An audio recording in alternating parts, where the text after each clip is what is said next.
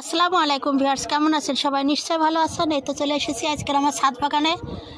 তা আমি এই যে তরকারি খোসা টুসা, তারপরে গোবরের সার, ছাই, মাটি সব কিছু দিয়ে একটা এই যে মাটি তৈরি করে রেখেছি। এখানে পাত্রে উঠিয়ে আমি ঢেঁড়সের গাছ লাগাবো। তাই যে মাটিগুলো আমি এখানে গুছিয়ে রেখেছি। আর এই যে আমার বেগুন গাছে এই যে বেগুন আছে দুটো, তো বেগুনগুলো আমি হারভেস্ট করব। এই যে এদিকে আর একটা আছে, এই যে এটাও হারভেস্ট করব।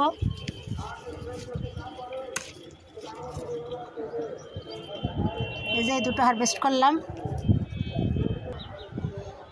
এই যে সিম গাছগুলো না দেখুন কত ফুল হয়েছে, সিম হয়েছে। এই যে এই সিমগুলো আর দুদিন পরে তোলা যাবে, অনেক ফুল হয়েছে।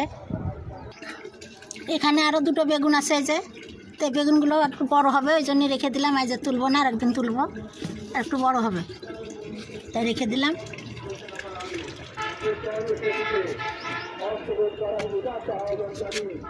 এই যে পালং শাকগুলো দেখুন বড় হচ্ছে, তার একটু বড় হলে মাছ থেকে তুলে তুলে হালকা করে দেবো, পাতলা করে দেবো, তাহলে বাকিগুলো বড় হবে।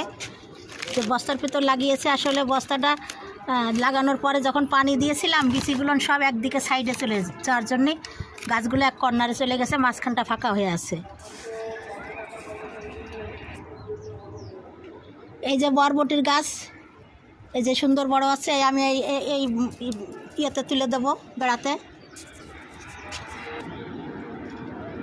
এখানে কিছু রসুন লাগিয়েছে, এই যে রসুন বেরিয়েছে, আর কিছু পেঁয়াজ লাগিয়েছে এখানে। এই যে পেঁয়াজের গাছ ওই যে কেবল বেরিয়ে আসছে।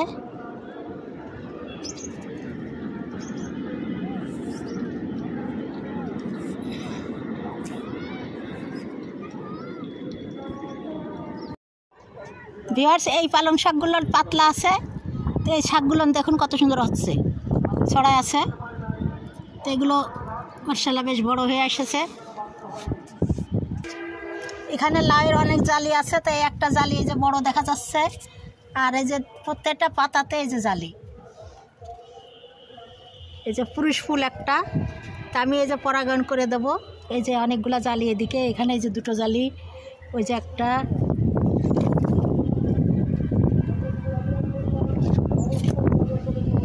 এই যে এখানে তিনটে, আরও এই যে জালি মরে গেছে কালো হয়ে, তো এইগুলোকে আমি পরাগায়ন করে দেব।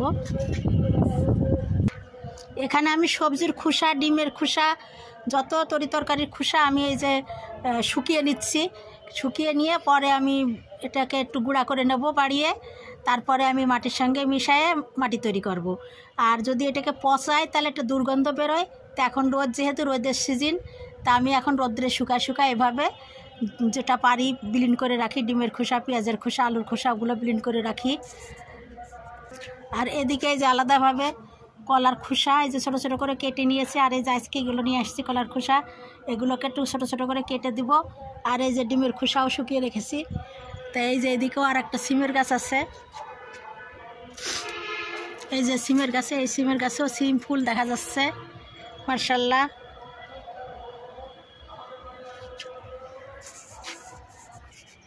এখানে আর একটা বরবটির গাছ এই যে বড় হয়ে যাচ্ছে। এই যে ঘরের রড বাল্বগুলো ফেলে না দিয়ে আমি এই যে কাজে লাগিয়ে নিয়েছি। এখানে আমি আর কিছু বাতা দিয়ে এটাকে বেঁধে একটা মাচান করে দেব গাছটা উঠে দাঁড়ানোর জন্য। আর এদিকে এই যে ফাঁকা জায়গাটা গাছ, এখানেও চলে যাবে। ছাদ বাগান থেকে এই বেগুন তিনটে নামিয়ে নিয়ে আসছি।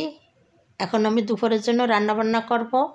তো প্রথমে রান্না করব দেশি মুরগি ঝোল নতুন আলু দিয়ে, আর রান্না করব সবজি। তা আপনারা দেখতে থাকুন আমি কি রান্না করি। তা আমি আজ রান্না করব দেশি মুরগি নতুন আলু দিয়ে ঝোল করব। তাই যে পেঁয়াজ তেজপাতা দিয়ে দিয়েছি, এবার একটু পানি দিয়ে দেব।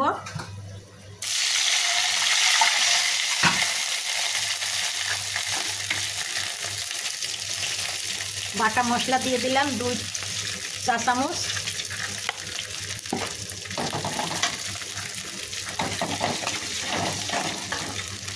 হলুদ 1 চা চামচ, লবণ স্বাদ মতো,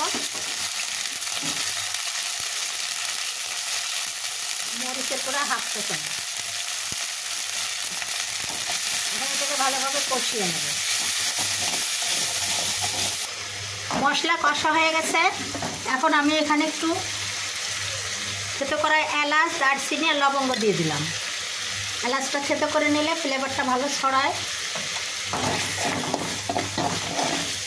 আর এর সঙ্গে আমি আলুগুলো আগে কষিয়ে নেব, তারপরে মাংস দিয়ে দেবো। এই আলুটাও দেশি আলু, আলুটা সহজে গলে না, একটু বেশি সময় লাগে সিদ্ধ হতে।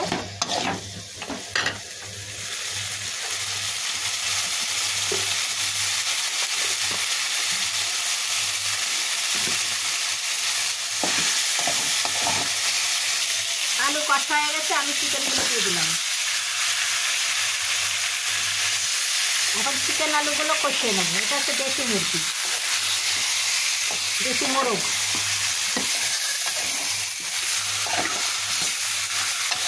চিকেনগুলো কষা হয়ে গেলে আমি ফিরে আসছি। এখন আমি কয়েকটি এই যে রসুনের কোয়া দিয়ে দিচ্ছি। রসুনের কোয়া খাওয়া সবার জন্যই ভালো, হার্টের অসুখ হয় না, শরীরের বেদনা টেদনা থাকলে জয়েন্টে জয়েন্টে সেগুলো ভালো হয়। তা আমি এই যে রসুনের কোয়াগুলো দিয়ে গেলাম, এগুলো খেয়ে নেব। আর এই যে কয়েকটি কাঁচামরিচ দিয়ে দিলাম, যাতে আলাদা করে একটা ফ্লেভার আসে। তা রান্না হয়ে গেলে আমি ফিরে আসছি। এই তো নতুন আলু দিয়ে দেশি মোরগের ঝোল হয়ে গিয়েছে। এবারে যে একটু ভাজা জিরের গুঁড়া দিয়ে আমি এখন সার্ভ করে নেব।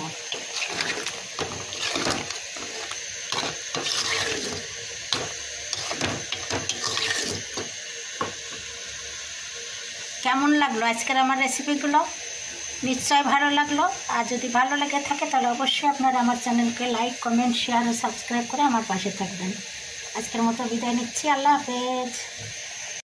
এখন একটি সবজি রান্না করব লাউ, আলু আর গাজর দিয়ে। তাই যে হলুদ, লবণ আর বাটা মশলা দিয়ে প্রেশার কুকারে দিয়ে দিয়েছি।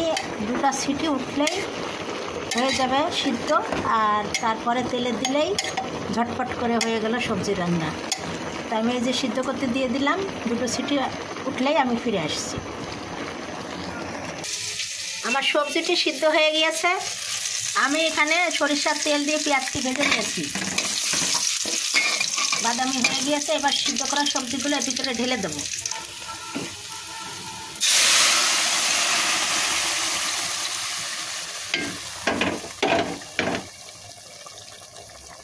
সিদ্ধ করা সবজিগুলো ঢেলে দিলাম।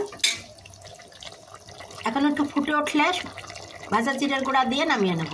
এর ভিতরে কুমড়ার বড়িও দিয়েছি। এই যে সবজির সাথে কুমড়ার বড়ি দিলে খেতে ভালো লাগে। এটা আমার সবজিটি রান্না করা হয়ে গিয়েছে। এবার 1/2 চামচের একটু বেশি জিরার গুঁড়া দিয়ে দিলাম। ভাজা জিরার গুঁড়া সবসময় আমার রেডি থাকে, আর এতে দিলে তরকারিটা সহজেই ঝটপট করে রান্না করা হয়ে যায় এবং খেতেও কিন্তু ভালো লাগে, সময়ও কম লাগে রান্না করতে।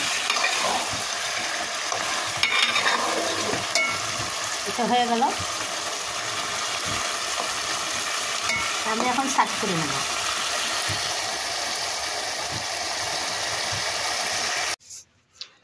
এখন ভাজি করব পেঁয়াজের কলি, আলু আর গাজর দিয়ে একসঙ্গে এটাকে ভাজি করব। তা প্রথমে আমি একটু লবণ আর হলুদের গুঁড়া দিয়ে একটু ভাপিয়ে নিচ্ছি। একটু নেড়ে চেড়ে একটু কমিয়ে নেব, নিয়ে তারপরে তেল দিয়ে ভাজি করে নেব। এই যে ভাপানো হয়ে গেছে। এবার প্যানে তেল দিয়েছি, পেঁয়াজ, রসুন, কাঁচামরিচ সব কিছু দিয়ে এখন এটাকে একটু নেড়ে চেড়ে পানিটা শুকিয়ে নিলে সবজিগুলো সিদ্ধ হয়ে গেলেই আমার ভাজিটা হয়ে যাবে। তো এইভাবে ভাজি করলে গরম গরম রুটি, পরোটা, ভাত সব কিছুর সঙ্গেই খেতে ভালো লাগবে। এই তো আমার ভাজিটা হয়ে গেছে। এখন আমি বেগুন ভাজি করব। তাই বেগুনগুলোকে চাকা চাকা করে কেটে ভেজে নিয়ে পেঁয়াজ মরিচ দিয়ে এটাকে ভালোভাবে মিশিয়ে দিচ্ছি। এই তো আমার আজকের ভিডিওগুলো কেমন লাগলো? যদি ভালো লেগে থাকে তাহলে অবশ্যই আপনারা আমার চ্যানেলকে লাইক, কমেন্ট, শেয়ার দিয়ে আমার পাশে থাকবেন। আজকের মতো বিদায় নিচ্ছি। আপনারা ভালো থাকুন, সুস্থ থাকুন। আল্লাহ হাফেজ।